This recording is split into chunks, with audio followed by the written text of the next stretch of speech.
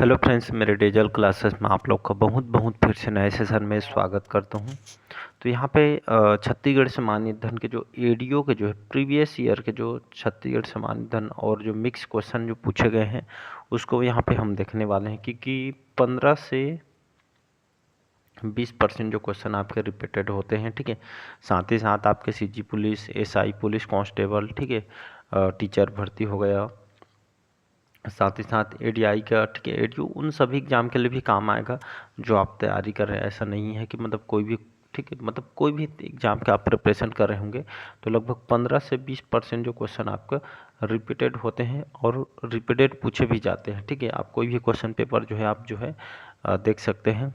अब बाकी चलिए जो स्टार्ट करते हैं। पिछले सेशन 20 क्वेश्चन कवर कराया था, तो यहाँ से हम आगे बढ़ेंगे। 21वां क्वेश्चन है कि भारतीय संविधान की अनुसूची के जो धारा जो 20 है, इसमें इस राज्य की कितनी जनजातियां जो है सूचीबद्ध है। ठीक है, सूचीबद्ध किया गया है।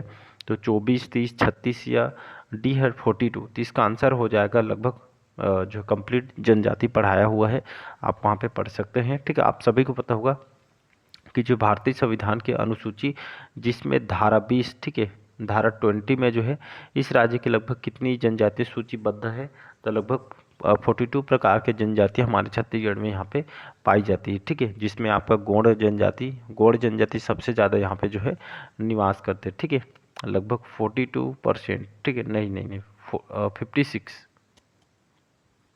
56% हमारे छत्तीसगढ़ में गौड़ जनजाति सबसे बड़ी जनजाति है और ये जनजाति सबसे ज़्यादा मात्रा में हमारे छत्तीसगढ़ में पाई जाती है। ठीक है, इसके अलग अलग जो है उपजातियाँ भी है, तो इसको आपको याद रखना है। अगला क्वेश्चन देखते हैं। चलिए अगला क्वेश्चन देखते हैं। 22वां क्वेश्चन है, 22 क्वेश्चन है। मुरिया, ठीक है, ये आपका मारिया, मुरिया, डोरला इस राज्य के निम्नलिखित में से किस जनजाति के जो है उप जनजातियाँ हैं? बैगा, कमार, गोंड या कंवर जनजाति। ठीक है, तो इसका आंसर हो जाएगा गोंड जनजाति।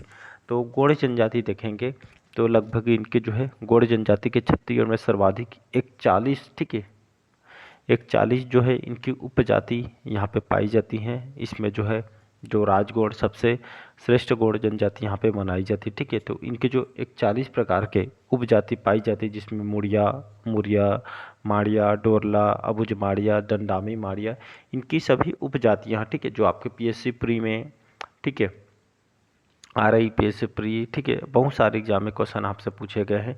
इनकी जो संपर्क बोली होती है इसको जो है गोंडी बोल लेते हैं। ठीक है, गोंडी भाषा का प्रयोग करते हैं। गौड़ जनजाति का जो मूल नाम आपका कोड़ या तेलुगु भाषा से निकला हुआ है। ठीक है, तो ये लगभग 56%, ठीक है, 56% जो गौड़ जनजाति हमारे यहाँ पे पाई जाती है, तो इसको आपको याद रखना है। ठीक है, तो भी आपके ये जनजाति जो है गौड़ जनजाति छत्तीसगढ़ की सबसे बड़ी जनजाति है और ये खास करके जो है हमारे गौड़ जनजाति मुख्य रूप से बस्तर संभाग में यहाँ पे निवास करती है। ठीक है, अगला क्वेश्चन देखते हैं। चलिए अगला क्वेश्चन देखते हैं। यहाँ पे इनमें से किसने इस राज्य की जनजाति को जो संस्था घोटुल ये अध्ययन किया है? श्यामचरण दुबे जी, वेरियर एल्विन या आपका फ्यूरर हेवनडार्फ या आपका हीरालाल शुक्ल जी। तो इसका आंसर हो जाएगा वेरियर एल्विन। ठीक है, तो इन्होंने जो है इस राज्य के जो है ये आपका जो है जो जनजातियों की जो संस्था घोटुल, ठीक है, तो ये जो है संस्था है जनजाति में अलग अलग जनजाति को उनके अलग संस्था है, उनके रीति रिवाज, उनके जो है अलग उनकी जो है बोली संस्कृति होते हैं। ठीक है, तो अध्ययन ये वेरियर एल्विन ने किया है और इन्होंने वेरियर एल्विन ने the Muria and their ghotul करके जो है पुस्तक इन्होंने लिखी है। ठीक है, तो ये इन्होंने यहाँ पे जो है रिसर्च वगैरह भी यहाँ पे जो है जनजातियों पे यहाँ पे किया गया है। ठीक है, तो इसको आपको याद रखना है। अगला क्वेश्चन चलिए देखते हैं। अगला क्वेश्चन है, निम्नलिखित किस तिथि में भारत में वस्तु एवं सेवा कर, ठीक है, जो टैक्स लगाया जाता है सामानों में वस्तु और सेवा टैक्स प्रारंभ हो गया था? तो ये डेट याद रखिएगा 1 जुलाई 2017। ये बहुत इंपॉर्टेंट क्वेश्चन है। तो भारत में जो है जो टैक्स लगाया जाता है वस्तु और सेवा में कब से स्टार्ट हो गया था? तो 1 जुलाई 2017 को। अगला क्वेश्चन है, ये आपका करंट अफेयर्स का क्वेश्चन है कि जो है भारत के वर्तमान मुख्य निर्वाचन आयुक्त कौन थे? ठीक है, तो करंट अफेयर्स का क्वेश्चन था, तो इसका आंसर अचल कुमार ज्योति को यहाँ पे लिया गया था। अगर वहीं देखेंगे 2025 का मैं बात करूँ, ठीक है, तो ये क्वेश्चन पूछ सकते हैं कि 2025 में वर्तमान में जो है भारत के मुख्य निर्वाचन आयुक्त कौन है?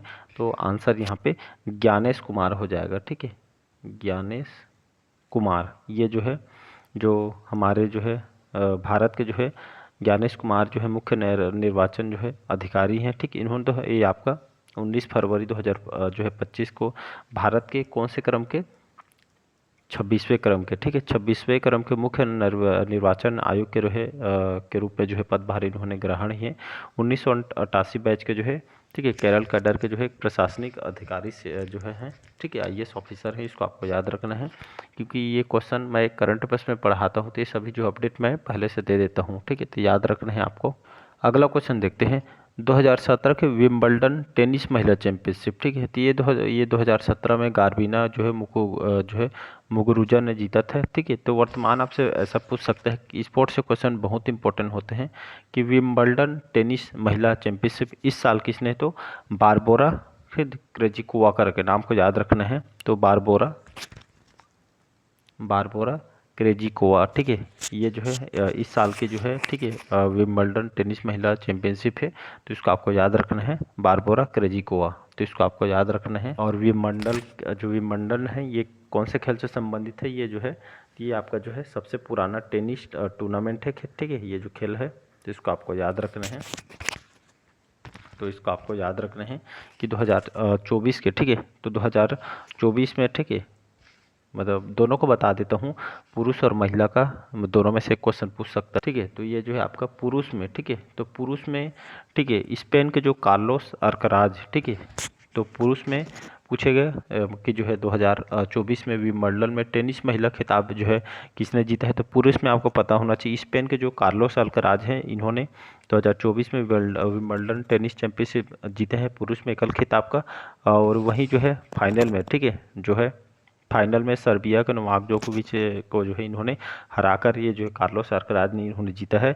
और वहीं जो है ये बारबोरा जो क्रेजिकोवा है, ठीक है, ये इन्होंने 2024 में महिला टेनिस खिलाफ का जो महिला एकल खिताब इन्होंने जीता है, ठीक है। बारबोरा क्रेजिकोवा महिला के जो है महिला के लिए, पुरुष में आपका जो है हो जाएगा आपका ये आपका कार्लोस अल्कराज, ठीक है। तो दोनों को आपको याद रखना है, बहुत इंपॉर्टेंट, स्पोर्ट्स से क्वेश्चन बहुत ज़्यादा इंपॉर्टेंट होते हैं। अगला क्वेश्चन देखते हैं यहाँ पे उत्तर कोरिया, ठीक है, निम्नलिखित कौन सी जो है उत्तर कोरिया की राजधानी है, तो अभी भी जो है ये क्वेश्चन करंट पे से प्योंगयांग करके है, ठीक है, अभी जो है प्योंगयांग करके यहाँ के सबसे जो है बड़ा शहर है और यहाँ के राजधानी भी है, ठीक है, इसको आपको याद रखना है। और यहाँ के जो है कोरिया यहाँ का ऑफिशियल जो है लैंग्वेज है, इसको आपको याद रखना है। अगर बात करूँ कि जो है उत्तर कोरिया, जिसको हम नॉर्थ कोरिया के नाम से भी इसको हम जानते हैं, यहाँ का जो प्योंगयांग यहाँ के लार्जेस्ट सिटी है, यहाँ की कैपिटल है।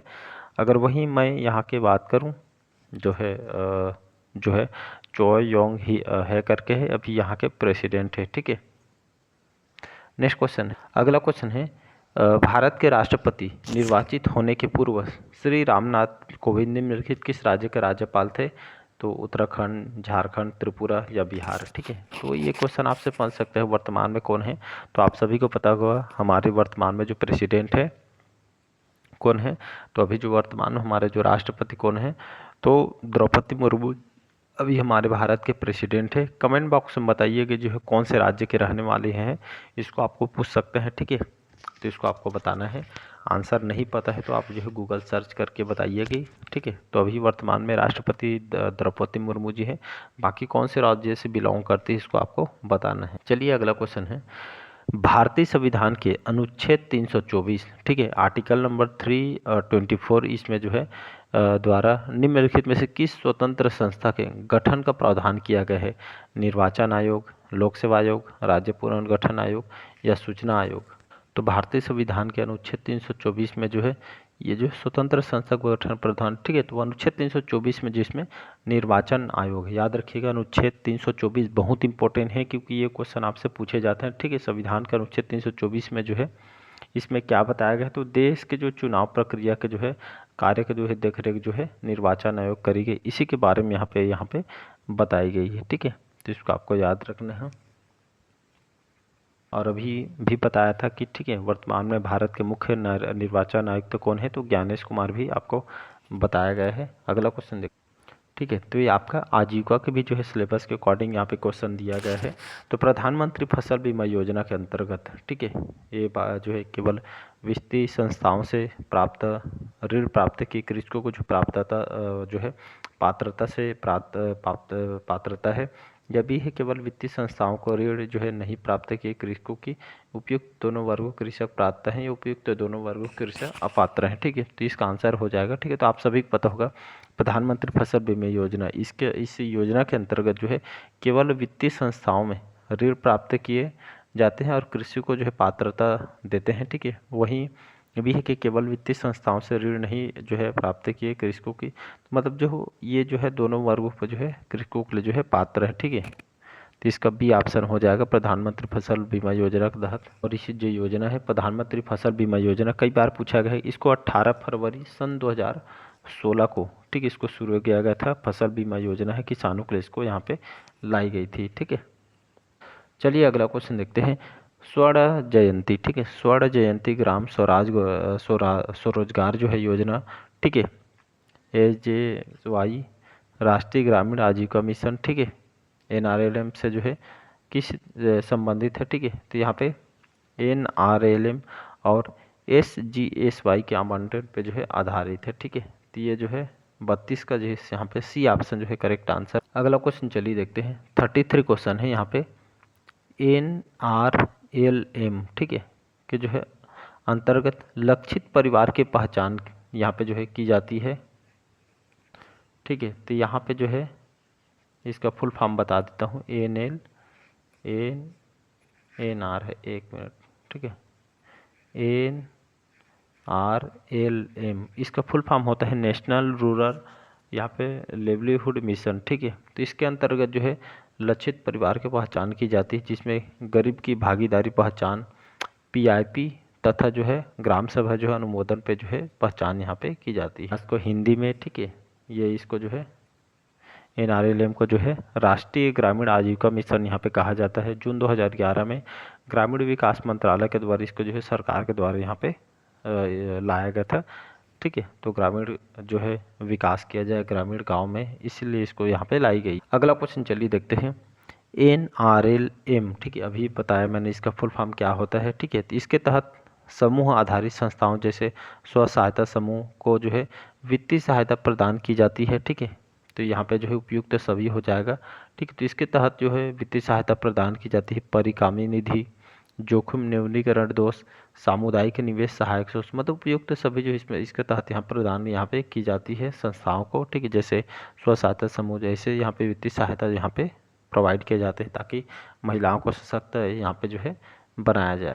35 क्वेश्चन है। निम्नलिखित में से कौन सी जो है NRLM के अंतर्गत जो है प्रमोचित एक विशेष योजना है। तो यहाँ पे जो है महिला किसान सशक्तिकरण जो परियोजना, ठीक है, MKSP, ये इसके अंतर्गत एक जो विशेष योजना है। ठीक है, सी ऑप्शन जो है करेक्ट आंसर हो जाएगा।